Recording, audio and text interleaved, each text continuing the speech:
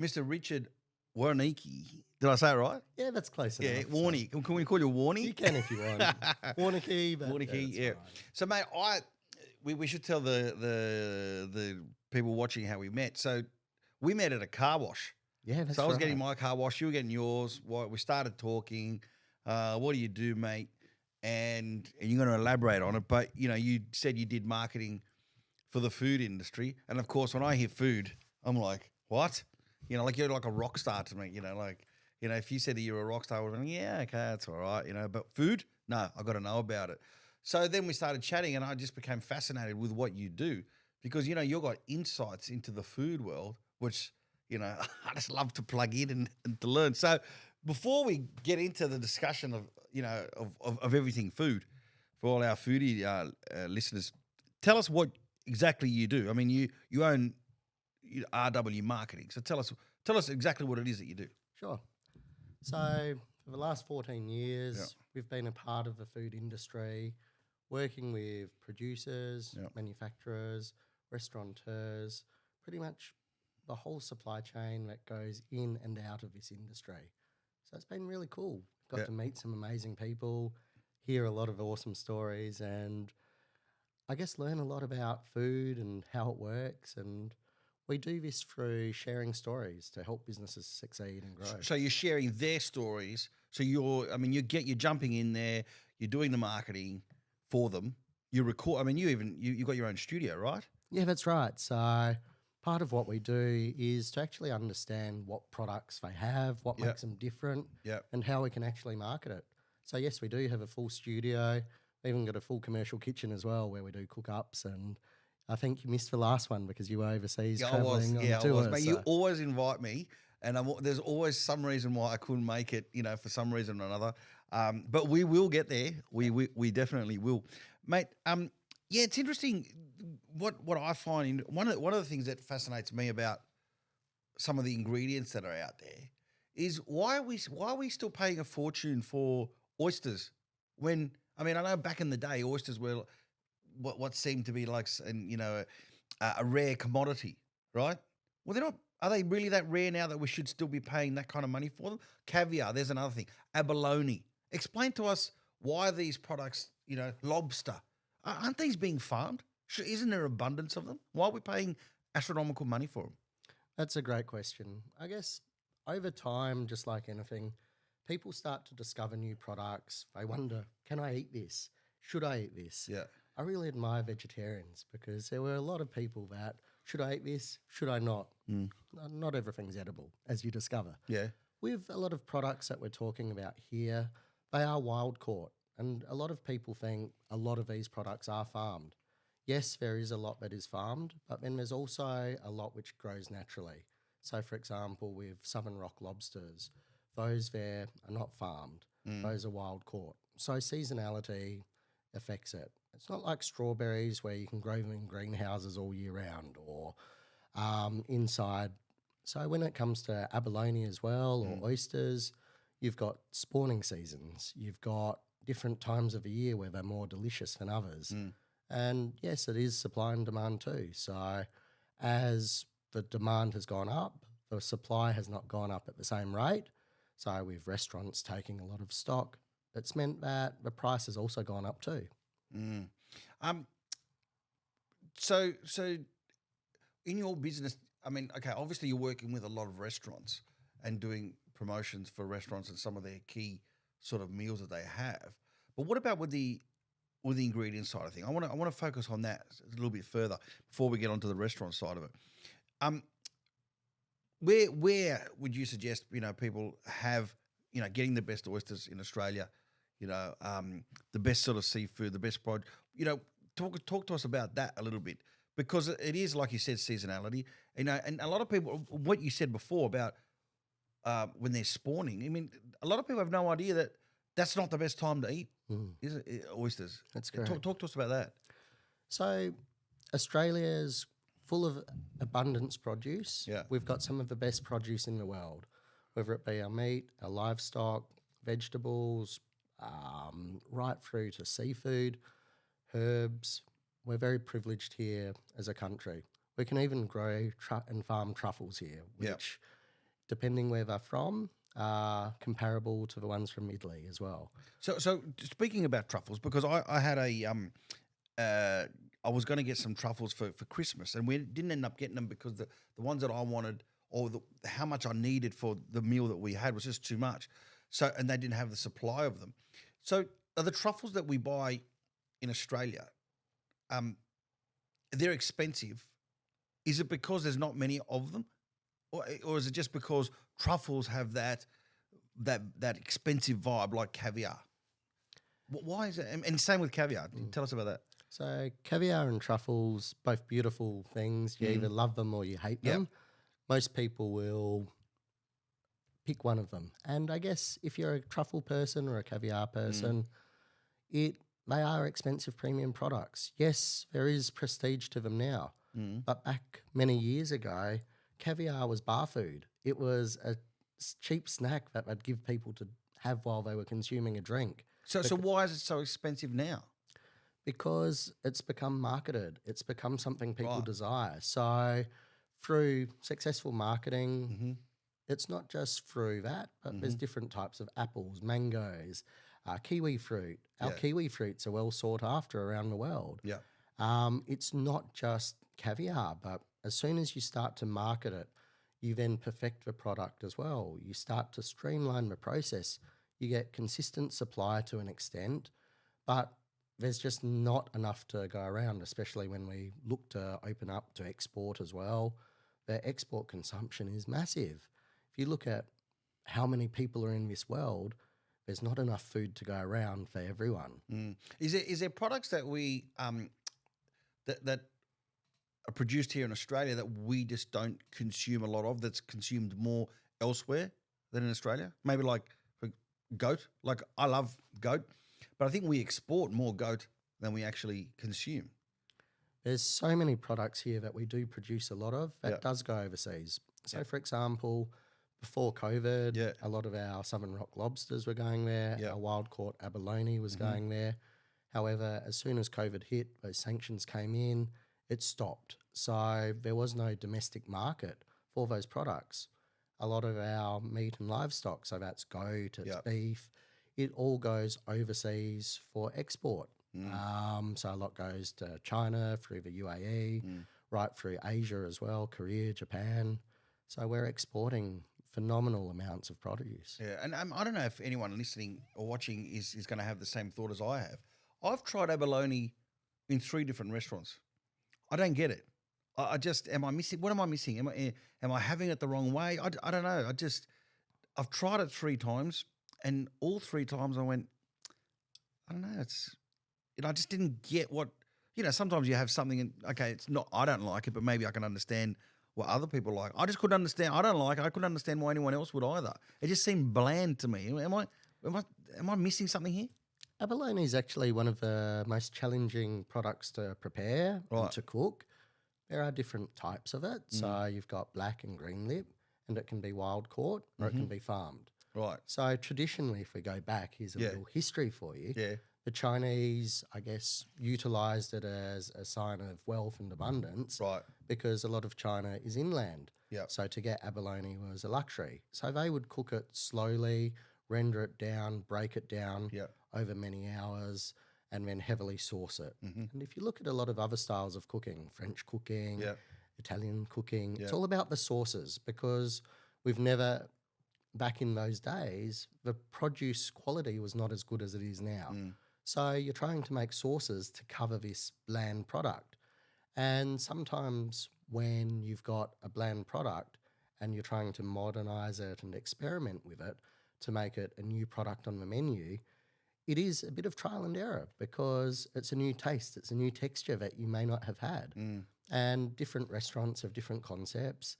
There is a lot of education going on at the moment with abalone, caviar, truffles, because these products here, it's something that on the menu 5 years ago, they weren't there, but now they are. So maybe I'll ask you off air then, maybe you can tell me and, where, okay, no, maybe I'll ask you now, where, okay, I'll give it another go. Where should I go, and who's doing abalone really well that if I have it there, then I'll understand, that I'll go, wow, okay, right, I get it now. Because I should just backtrack here for a second. See, my mother-in-law doesn't like truffle, right? I love truffle. So I've got truffle salts, truffle oils, whatever truffle honey, I love it. But, and I said this to a friend of mine who's a truffle farm out near Goulburn in rural New South Wales. And New South Wales, for our overseas listeners, is the state where Sydney is. And it's about an hour and a half out of Sydney. And I said to him, my mother-in-law hates truffle. She goes, a lot of the people that don't like truffle are having it in truffle oils, and it's synthetic. And you'll find that if you actually have it where you shave it over the pasta or, whatever it is that you're having, you might enjoy it a lot more. So where would we get a good abalone in Australia? Who's doing it well? So to me, good abalone, it should be fresh, it should be wild caught.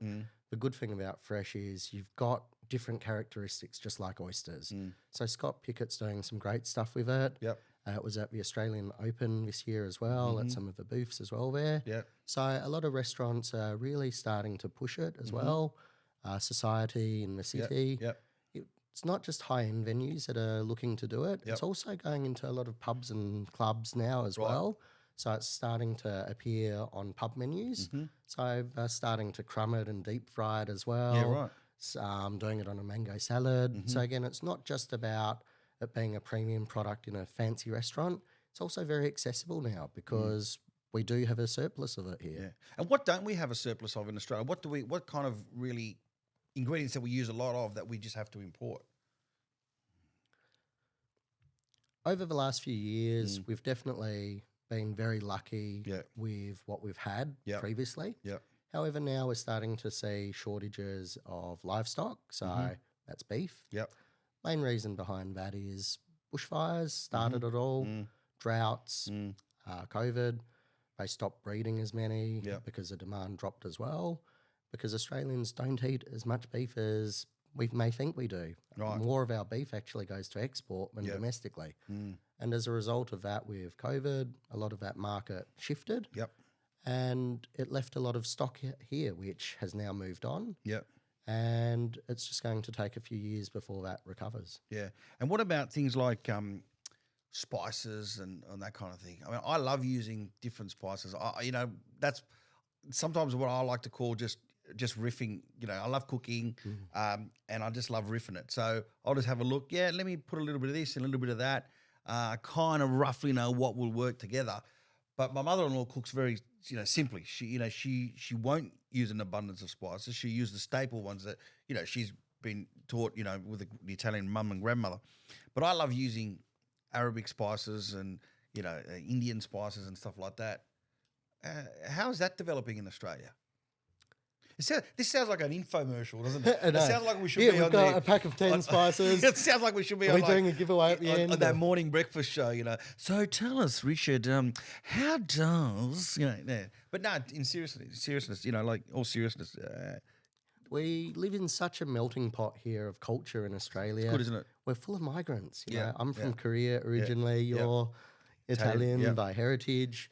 So you've got so many different cuisines here. So, of course, every culture has its own cooking, its own ingredients. So here we're blessed. You've got places like Oasis Bakery that have so many spices there. They're all freshly Where's produced. Oasis Bakery based? So they've got a few sites around. There's one in Fairfield, there's one in Mornington, and one in Murrumbina as well. Right, all in Melbourne. Yeah.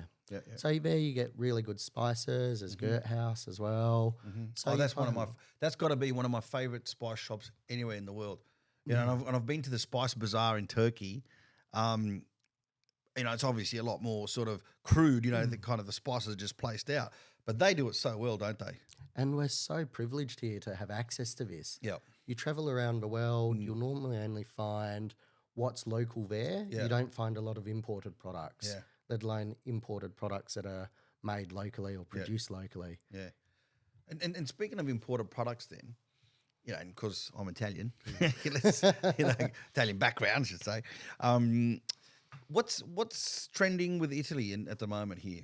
Because and this is what's interesting. I was speaking to someone in Italy about a product that comes from the south, from a place in Calabria called Spillinga, called Nduja.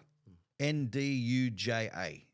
People they're starting to see it now on menus, on pizzas and pastas and all that kind of stuff.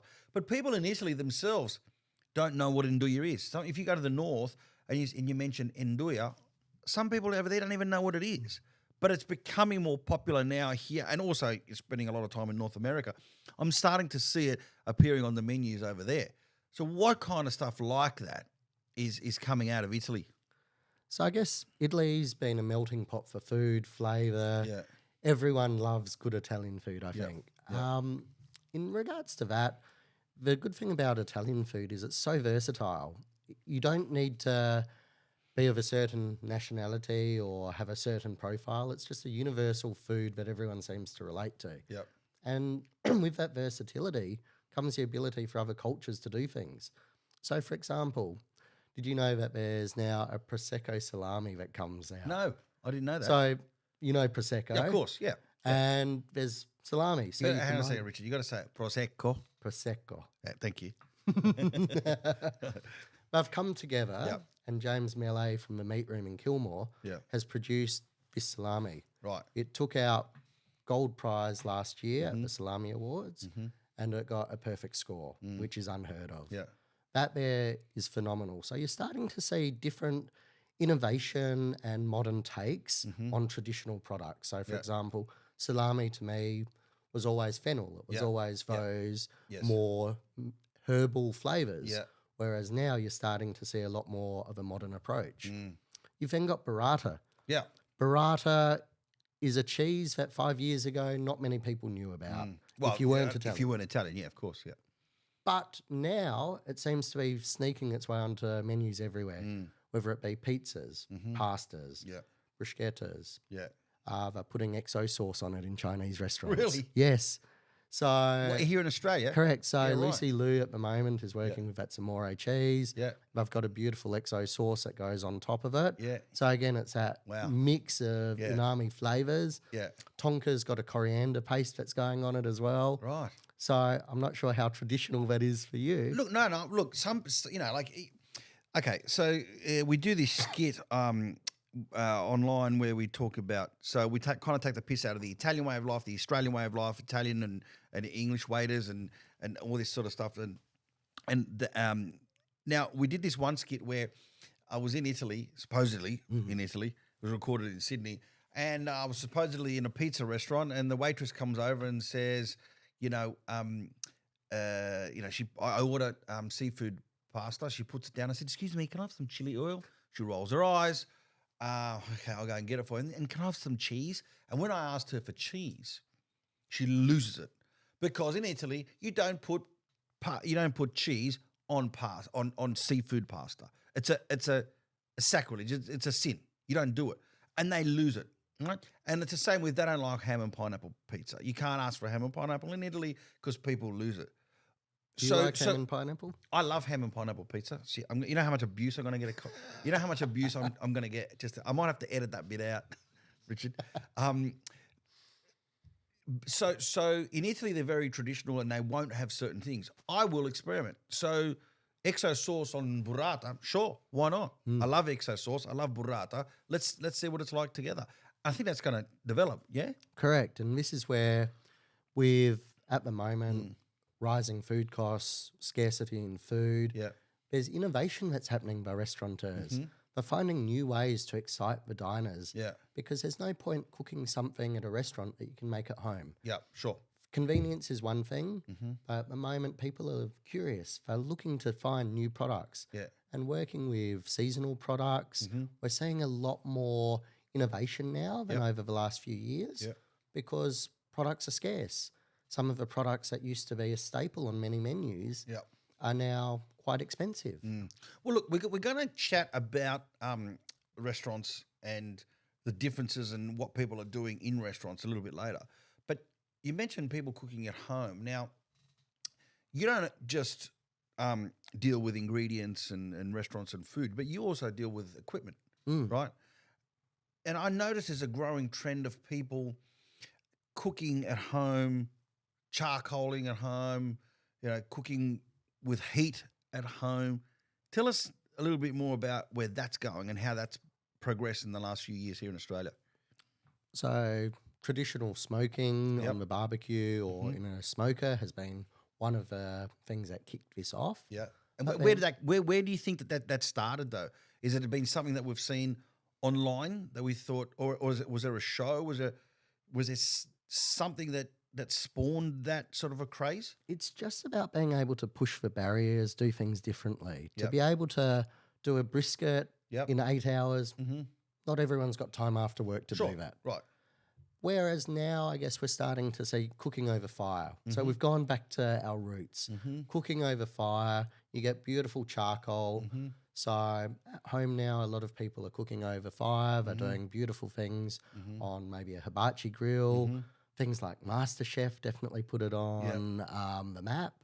Restaurants, you get the amazing flavours Yep. out of the commercial versions, such as the Jospers, Yeah. where they seem to be the heart and soul of the kitchen now. Yeah. I've eaten at Fire Door, which is great. But if there's anyone listening who lives in Brisbane or who gets a chance to go to Brisbane, do you know the restaurant I'm about to say in Brisbane? Which one? Agnes. Agnes. Unbelievable. I'm fortunate enough to be able to travel and to eat at different places. And I was doing a show there last year, and someone said, you must go to Agnes. And I'll tell you what, I haven't stopped thinking about it ever since I left the doors. Everything is smoked, including the dessert. It really, and I've eaten in a lot of different places around the world. I've never had those kind of flavors before in Australia. In fact, I can't remember really having like a whole menu of where everything was smoked, and it just gave you not only that smoked flavor, but obviously combining with the flavor of the ingredients that you're smoking. And it was just fantastic. So it's really, really come up, hasn't it? Do you think COVID? Well, I don't think it probably has had an effect because people were at home. They had all that time. They were stuck at home. All of a sudden, they're cooking and they're baking and all that kind of stuff. I just noticed a lot more people. I see it online too. Just putting rubs into food and stuff like that. You've got a lot more time to be creative. So before COVID, everyone was in a rush. We need to do things quick. So a lot of people would buy pre-made sauces, pre-made or pre-mixed herbs. But now people have realised this is fun. Let's get that creativity back. And I've seen it as an art. Yeah. What other equipment has started to emerge at home? I mean, there's pizza ovens people use, but they're not just using them for pizza. They're using them to cook all sorts of things. Correct. Right? So I've recently become one of those people as well with a pizza oven at home. Yeah. So Do you do a lot of cooking, or do you kind of say, this is what I do for a living. I don't want to know about it when I get home. look, I enjoy cooking. I think it's a nice way to unwind. Am I a good cook? No, but I enjoy what I do. You know, for me, it's about simplicity. It's about bringing the best out of what you've got to work with. Hope you're enjoying the podcast. We'll be right back straight after this ad break. Hi, this is Joe Avati, and I am very proud to say that I am now one of the brand ambassadors for Elite Supplements. One of the supplements I take every day is resveratrol, an anti-aging supplement. You know how they say that 1 glass a day of wine is good for you? It's because it's got resveratrol in it. But do you know how much wine you actually have to drink to get any benefit of it? 11 litres. Now, it doesn't take Einstein to figure out that if you're drinking 11 litres of wine a day, you ain't going to be around long enough to see any benefit. So make sure you get your supplements from Elite Supplements. Resveratrol worked for me. Look how young I look. And I'm 73. Hi everyone, I'd like to thank one of the sponsors of the podcast, St. Romeo, who provide great skincare products for men. I'm going to show you some of the products. St. Romeo Facial Cleanser, Rock and Roll Face Scrub. And if you had a rock and roll lifestyle, you're going to need a face scrub. This is their deep cleansing charcoal bar. How putting charcoal on your face cleans it, I have no idea, but it works. This is one of my favorites, the cucumber eye gel. Must be for vegans. And they've got heaps of stuff for your hair too. Shampoos, styling creams, and Stronghold for your hair. Obviously, I don't need any of these. I'd like to thank St. Romeo for being one of the sponsors for the Joe Avati podcast.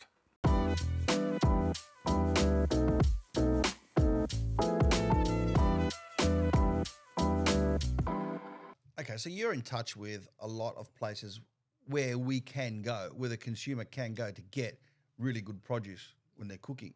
You'd rattle off a few of your favourite places that, because you specialise mainly in Melbourne and Sydney, right? Yeah. I mean, what are some of your favourite places to go? Bakeries, delis, cheesemongers, fishmongers. Tell us. Yeah, what you so think. look, I guess as I said earlier, we've got so much great produce here, Yeah. but so many people just don't know where to go for it. You Yeah. know, they'll go to Coles, they'll go to Woolworths, and it is what it is there. Yeah, right. You know, but there's great places out there. A lot of the independent supermarkets are doing some great stuff. So the IGAs, Harris Farms as well up in Sydney.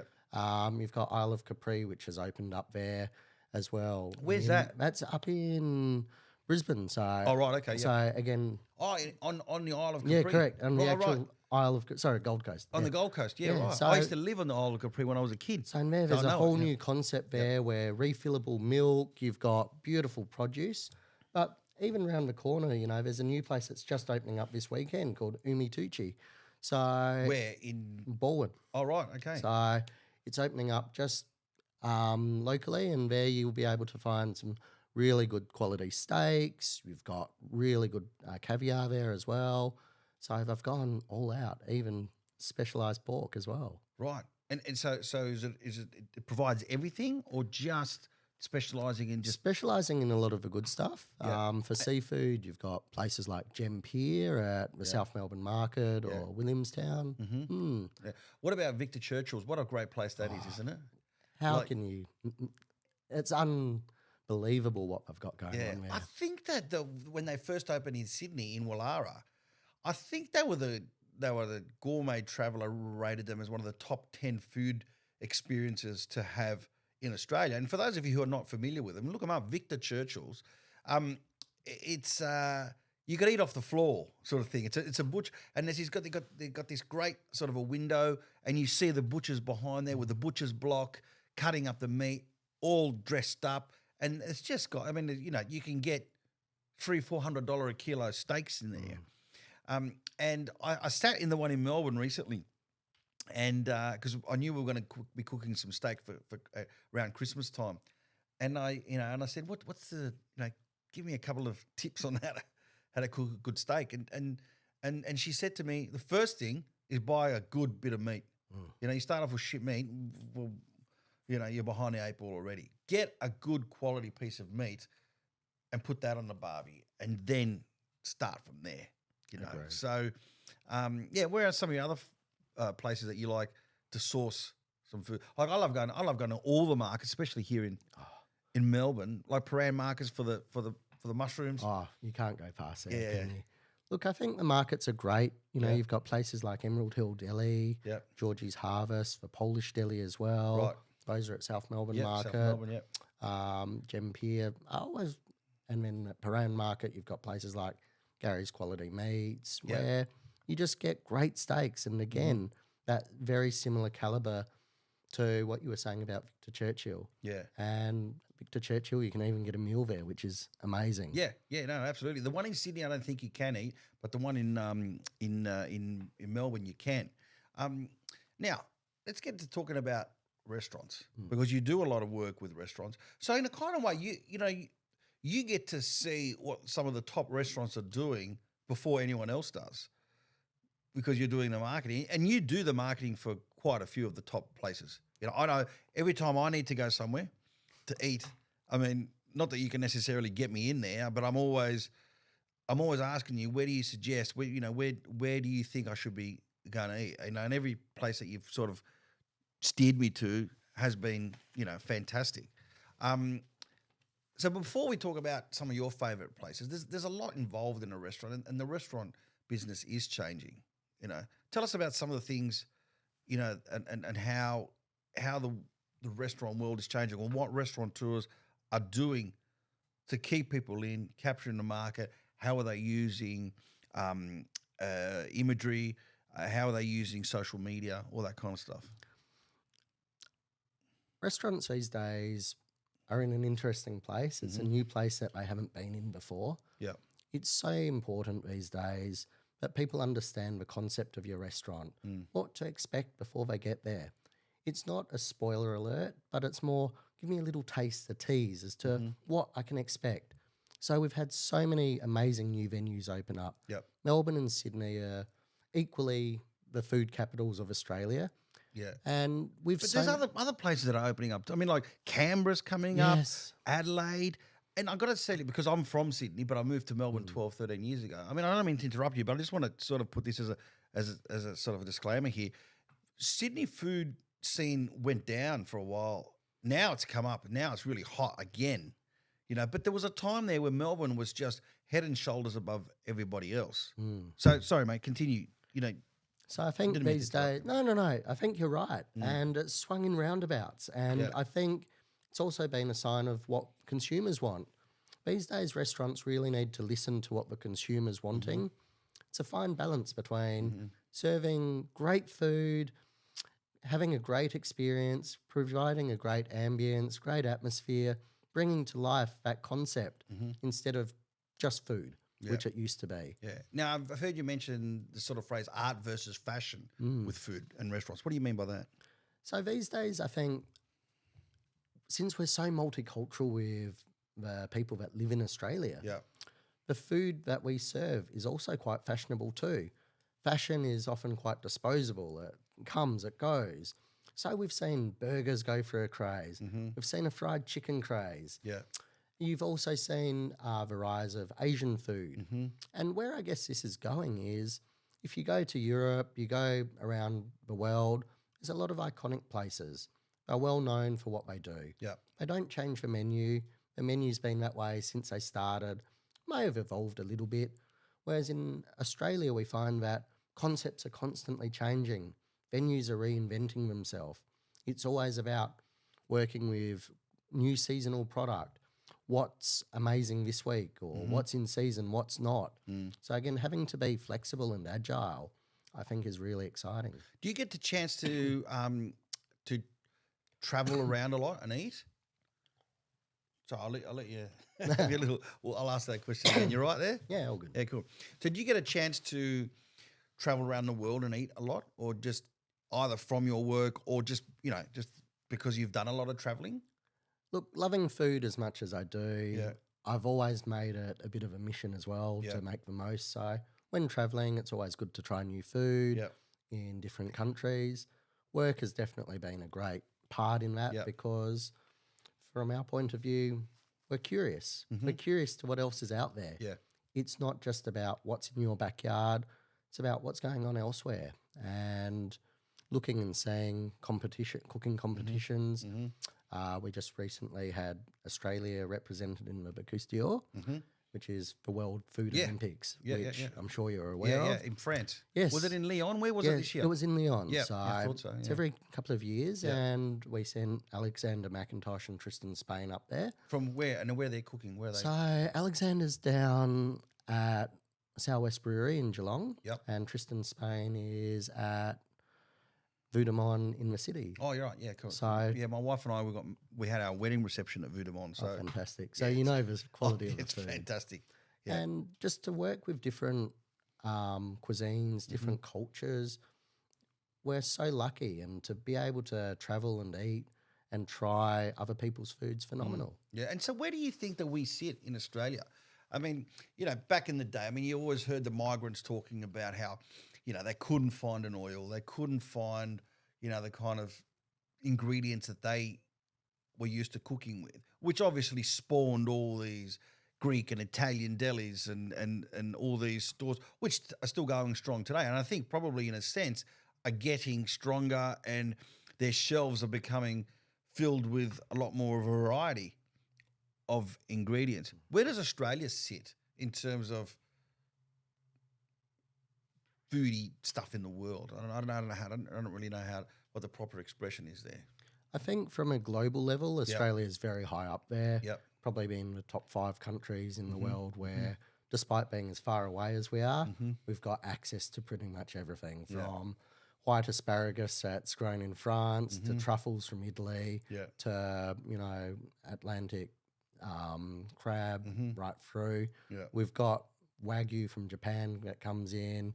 We're privileged, So not only do we have great produce locally, but we've got access to everything from overseas as well. Mm. Probably the other places that have very high quality produce, Japan and Korea. Yep. But again, that's more what they produce locally Mm-hmm. rather than imported products. Yeah, right. Okay. And how has the likes of Instagram, really changed? I mean, we know it's changed it, but how has it changed it? I mean, people seeing stuff on Instagram, people seeing food on Instagram, which is attracting them to a restaurant. You know, it can be a bit of a false economy too, can't it? Because it looks good, but it might not taste good. So, Yeah. let's call a spade there. Talk to us about that. These days, food is important to showcase and share on social media. Mm-hmm. It shouldn't be the end all to every strategy. Mm. The venue also needs to provide an amazing experience and make sure that the expectation lines up with the anticipation that the customer has before they come in. There's no point making beautiful content if you go there and it's not a good experience. And these days, venues are learning that because customers are voting with their feet. Mm. Have you eaten a lot in Singapore? I've eaten a little bit in Singapore, Yeah. more of a hawker sort of style Right, food rather yeah. than a lot of the fancier restaurants. Yeah. Mm. I find it interesting that in Singapore, you might go to one of these hawker halls and there will be a shop that makes just chicken, chicken breast broiled, and it's got a Michelin star, right? Why haven't we got a Michelin star restaurant in Australia? I mean, we've got chef's hats, and the top is 3, but not even the Vudemons of Australia, which have got 3 chef's hats. How come they don't even have 1 Michelin star? What's going on with that? Well, we don't have a system in Australia for it, so Well, what do you mean by that? What do you mean we don't have the system? What system do we need?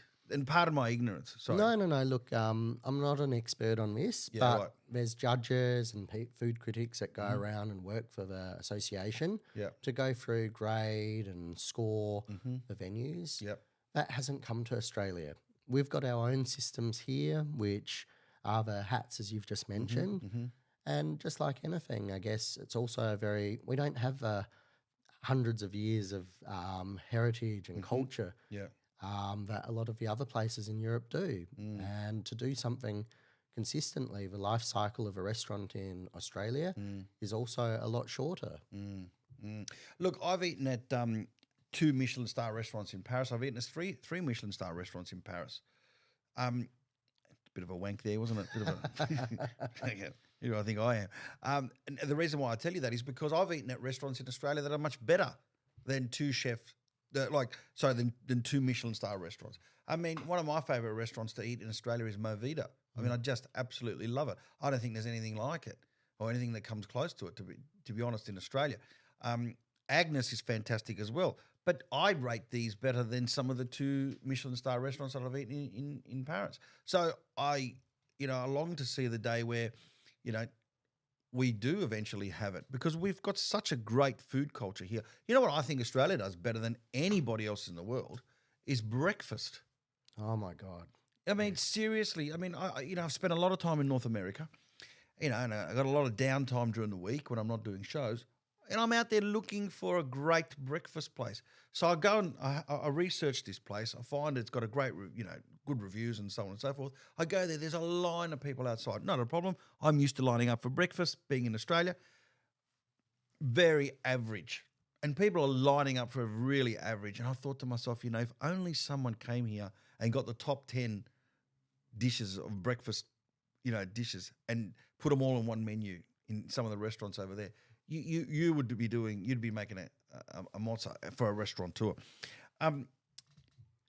I think that we are probably the world's capital for breakfast. Would you agree? Or I agree. I think Melbourne, out of Sydney and Adelaide, Queensland, Melbourne's breakfast scene is phenomenal. Yeah, and someplace you got to book. I mean, for people who are watching from overseas, you've got to book some places for breakfast. And that's if they take bookings. That's if they take bookings. That's right. Yeah, that's right. Yeah, there's that whole, we don't take bookings. You have to rock up and hope you're okay. And, And you find that restaurants here in Australia now are going back to doing what they know best? I definitely think restaurants are going back to basics. Right. They're looking and saying, what do customers like? Going back to that breakfast, Roasting Warehouse, phenomenal place for breakfast. I don't know if you've been. Where is it? Airport West is where their flagship store is. Right. And they actually roast the beans there Yeah. as you're having breakfast. Yeah. And that's another thing that we do really well in Australia, which I think we're better than Italy and in France, is the coffee culture. So this, what was it called again? It's called Roasting Warehouse. Roasting Warehouse. So obviously they roast their beans, but is the food there good as well? Is that what you're saying? It's phenomenal. So Right. you go there for a nice meal. It's a great place to catch up. It's where I think sometimes food is moving to. It's moving to those more casual scenes at the moment where it's listening to what people want. People want a nice place they can go to. It's relaxed. It's sometimes not pretentious. It can just be casual. It's easy. There's something for everyone. But the dishes that they do are all done well. Yeah, because there is that there are some really top end restaurants, but they really have to. I mean, they have to spend a fortune on fit out, right? Because it caters to the crowd that wants to see and be seen, but they also have to match it with food, right? Where's that going? I think there's definitely the cheap and cheerful, Yeah. which has definitely come up as the go-to food for a lot of people these days. Yeah, right. So- So define what you mean by cheap and cheerful? So to me, some of my favourite cheap and cheerful places are places like Kamor, which is a beautiful Turkish place. Yep. You've got places like Pacific House that do great food. Yeah. You've got Luxor King, Soy 38 and those sort of places. So it's about $20 to $40 per person. So again, it's just something casual. It's something you can have after work. Yep. You don't have to think too much about it. And do you think that the rise of these kind of restaurants is due to a relaxed dining experience, or do you think they're also driven by, interest rates are going up, inflation, cost of living is going up? Which one is affecting it more, do you think? Because, they've been around for a while. So it's not like all of a sudden now, they've just popped up everywhere. I think venues that have always tried to do things and feed the masses have always done well. So if you look at Asian food, it's designed to be shared.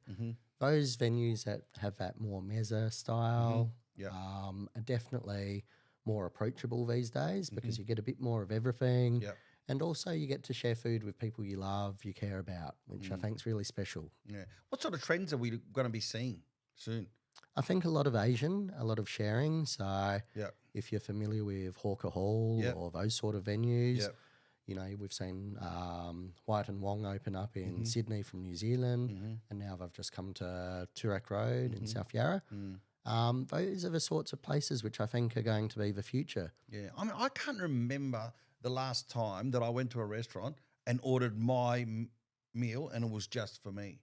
Every time we go out, it's, okay, everyone orders something and put it in the middle, and some people don't like to eat like that. Some people are, really kind of fussy about that. I think it depends whether your friends order good food or not Yeah, good well, food. that's the other thing, right? That's exactly right. Because I'm sometimes when we go to a place and I don't feel like ordering, they're like, Joe, you order because you know what to have here.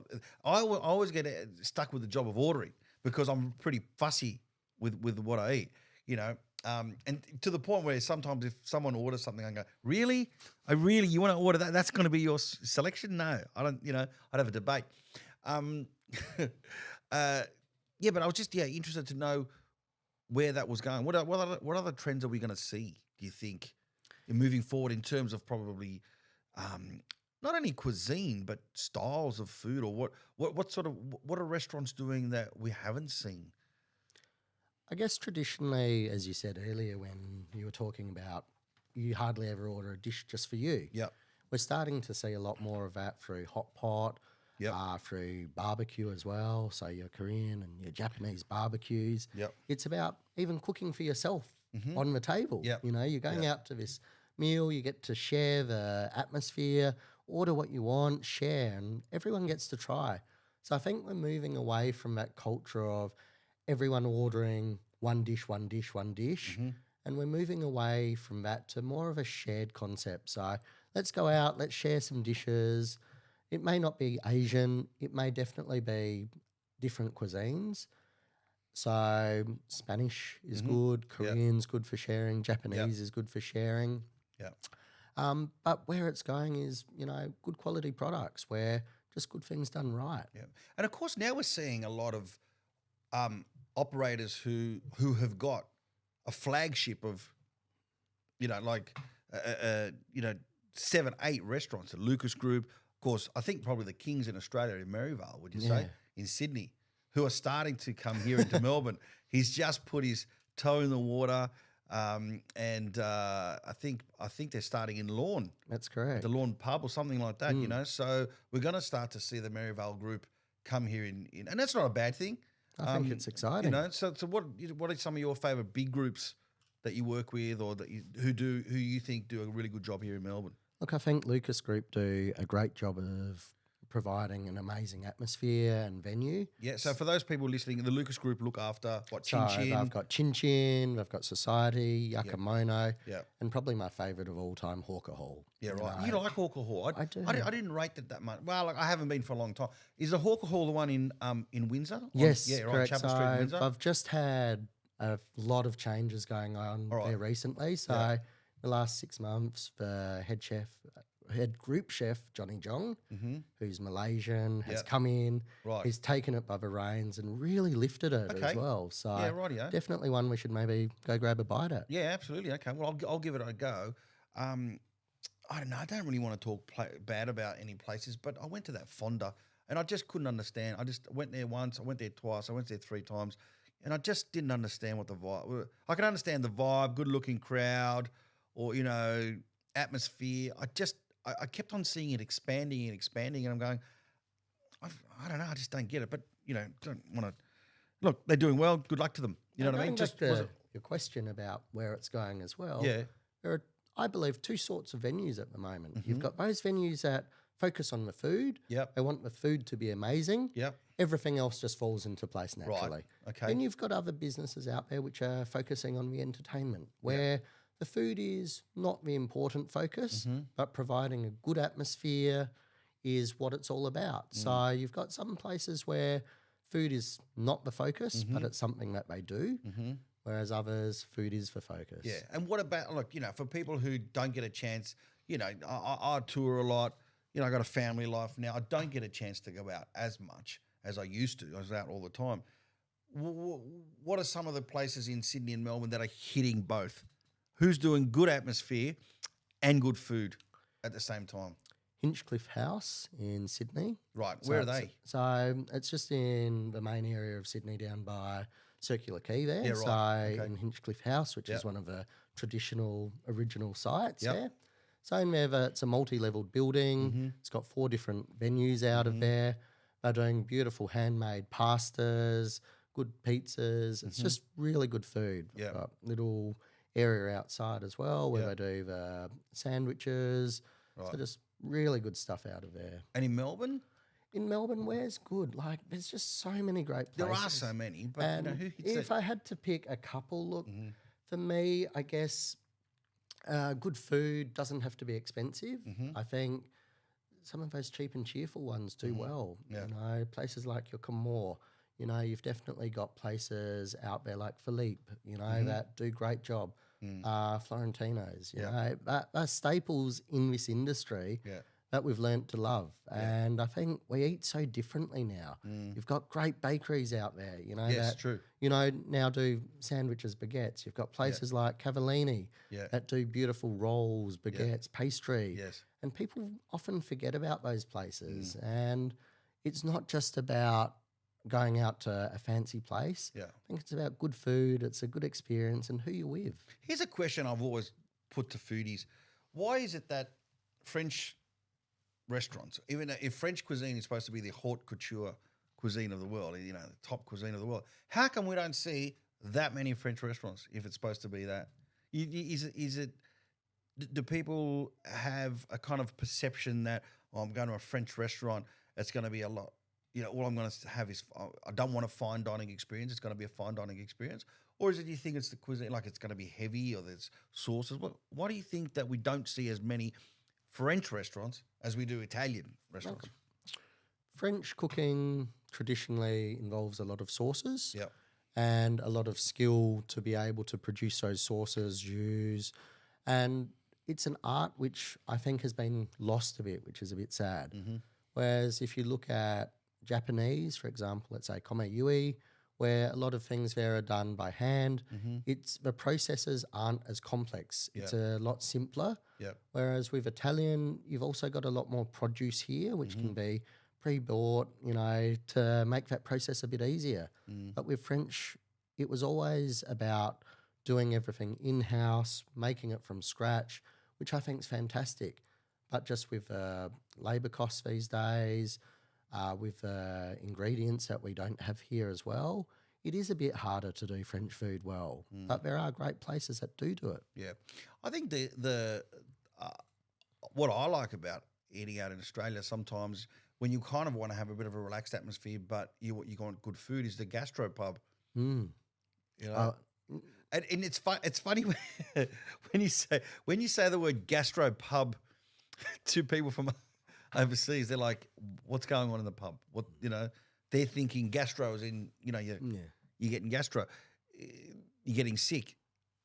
But obviously it's not. But there's a lot. I think would you say there's more in Melbourne than there is in Sydney gastropubs? Definitely. Sydney's more full of RSLs and those sort of clubs, whereas Melbourne's got, I think, more of a pub scene.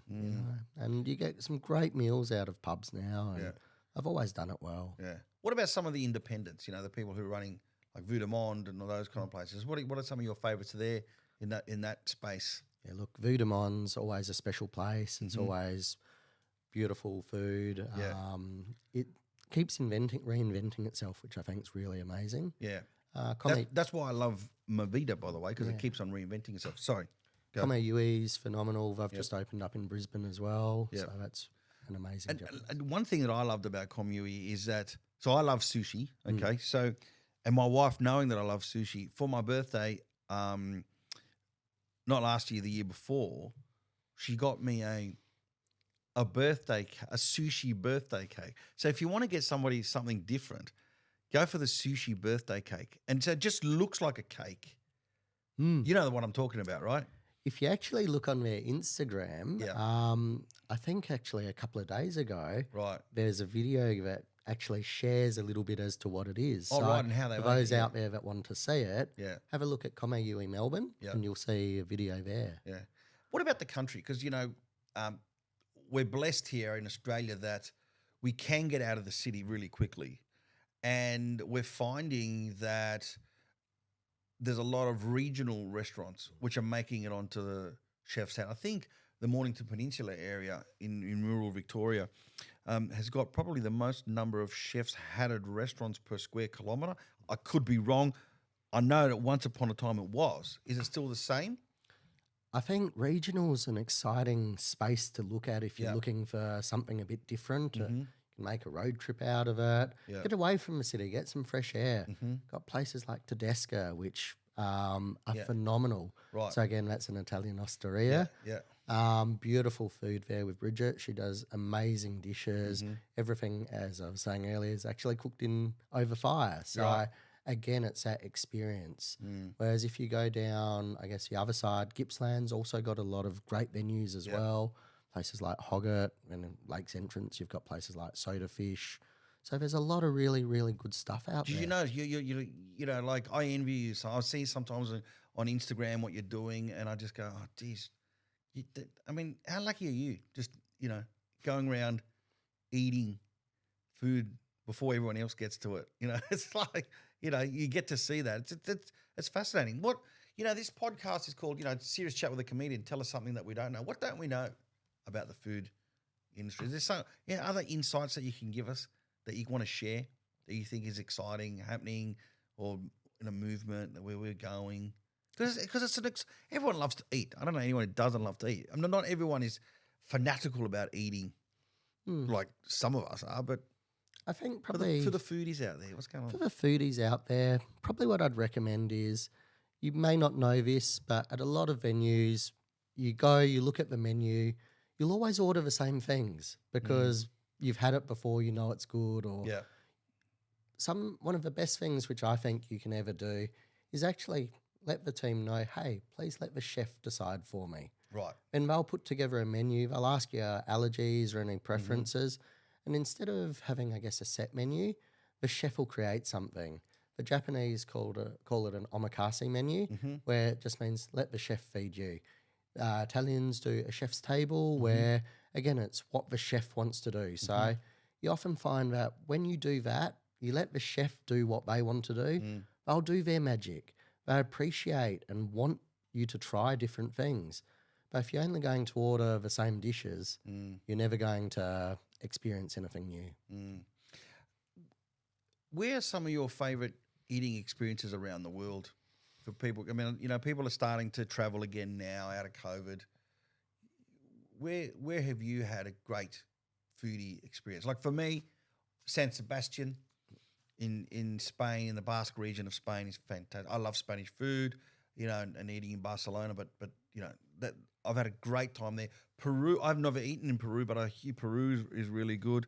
I've eaten in Singapore because of the reason why I asked you about Singapore earlier was because of the sort of the melting pot.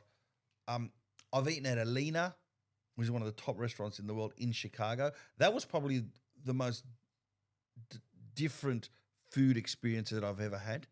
And if you don't know what it is, have a look it up. Alina, Alina. You'll it's just the molecular food at such a different level. So along those lines, where have you eaten that's sort of blown your mind, or an experience that really stayed with you? I think Asia is phenomenal for food. Yeah. I think a lot of the magic actually comes from local food. It may not necessarily be Michelin star. To me, I enjoy street food. I enjoy trying different things. There are exceptions to that. So those listening that know me, there are certain things that I won't eat. Yeah. But I think definitely street food is great because you've got a lot of that heritage. It may not be Michelin star, but again, it's something that's been around. It stood the test of time. It's real. I think probably some of my favourite memories are definitely in Korea. Korea is where I'm from. Yeah. Going to the beef markets there, you pick your meat from beautiful butchers. I've got a different style of beef there. It's called hanwoo. So it's like Hanwoo. hanwoo. Yep. So it's like the Japanese equivalent of wagyu, Right. but it's very heavily marbled, but quite balanced. So you can actually eat a fair bit, which is really bad because it's very addictive.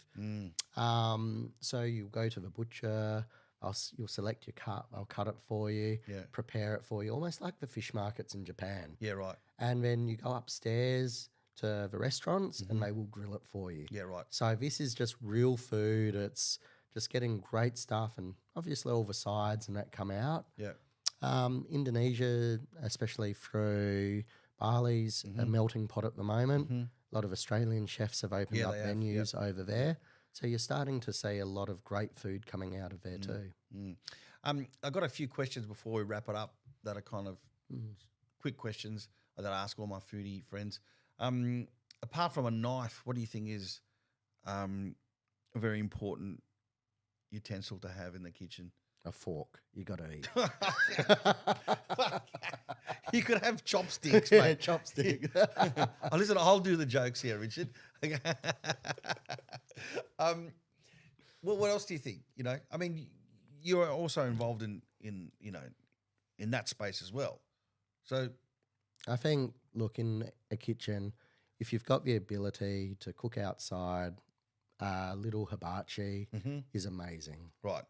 Okay. That there is probably one of my favourite toys to play with because you can't go wrong. Right. What do you think is one of the most underrated ingredients in a kitchen? Salt. Yep. Okay. Good salt makes a huge difference. Yeah. And now in terms of good salt, you mean for cooking? Because a lot of people, just think salt, and they'll just use same salt everywhere when they're salting the pasta in the water, when they're salting the salad. Whereas you can have a finishing salt, that you would never put in the water, would you? Correct. But you would, yeah. Gives a crunch. They've got different flavors. Yeah. You've got cold smoked. You've got salt from all around the world. Yeah. So you've got a lot more that you can do with it. And I think it really enhances the flavors of what you're cooking. If I looked in your pantry today and I opened up, what would be one of the most embarrassing ingredients that you have in there? Probably Vegemite. Have you heard that they're doing a Vegemite charcoal chicken? Have you heard about that? No, I haven't. Okay. Yeah, all right. Well, we won't go down there. But they are. They're doing a Vegemite charcoal chicken. What's your favourite cuisine? Like if I said to you, you can only have, we've got one more day on this earth. What's your last meal? It's a steak. Really? It is a steak, yeah. Yeah. I love my steak and good quality steak. Where do you think we've got the best quality steaks in Australia? Who's doing that at the moment? A Eurostation in South Australia, Yep. so in the Limestone Coast area there, just near Mount Gambier. Mm-hmm. They do beautiful, beautiful Wagyu. Cool. Mate, one last question I have. Actually, before I do that, is there anything else you wanted to say about food that you wanted to sort of get off your chest that you think that the people should know about food in Australia or anything about food in general? I mean, that's why I got you in here to talk about food. Look, I think these days, I know that a lot of people have allergies, intolerances, but there's also a difference between what we like, what we don't like. Mm-hmm. Sometimes to keep an open mind, I think, is good. Yep. If you dictate too much as to what you don't want to eat, I don't get why you eat out. Stay at home, make your own food. If you only want to eat green leaves or something like that. Yeah, right. Okay, so this is the last question. This is the question that I ask all my guests. What do you do every day to live your best life? What makes Richard get up, motivated, get out of bed and do what you do? Have you got any extracurricular activity? Do you meditate? Do you run? What do you do? I just love what I do. The people I get to work with, stories we get to share. It's amazing, and life is beautiful when you do what you love. Now, how can we find you?